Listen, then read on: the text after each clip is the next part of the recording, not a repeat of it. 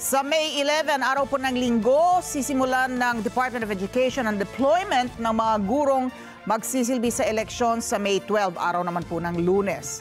Kasado na rin ang iba't ibang ahensya ng pamahalaan na makakatuwang ng mga guro sa darating na halalan. Kunin natin ang detalye mula kay Eden Santos. Tiniyak ng Malacanang na handa na ang Department of Education para sa 2025 midterm elections.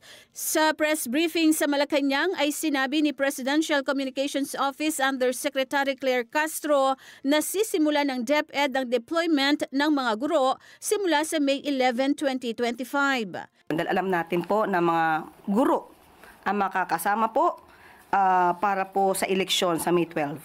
Ang sabi po ni Department or DepEd Secretary Sani Angara, handa na po sila at magsasagawa po sila ng nationwide deployment ang DepEd Election Task Force para sa real-time na monitoring, tulong at agarang tugon sa mga insidente simula Linggo, May 11.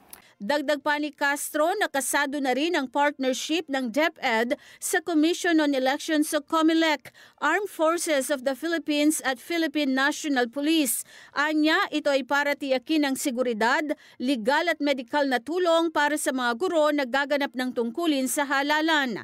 Bukod sa COMELEC, AFP at PNP ay katuwang din ng ahensya ang Integrated Bar of the Philippines o IBP at ang Public Attorney's Office o PAO para magbigay ng libreng legal assistance sa mga guro laban sa anumang harassment at legal threats. At ang sabi po ni Secretary Angara, sa araw ng halalan, kasama ng mga guro at kawani ang buong puwersa ng pamahalaan. Bantay, alalay at proteksyon ang hatid sa ating mga guro. Tiniyak naman ni Castro na handa na rin ang honorarium ng mga guro.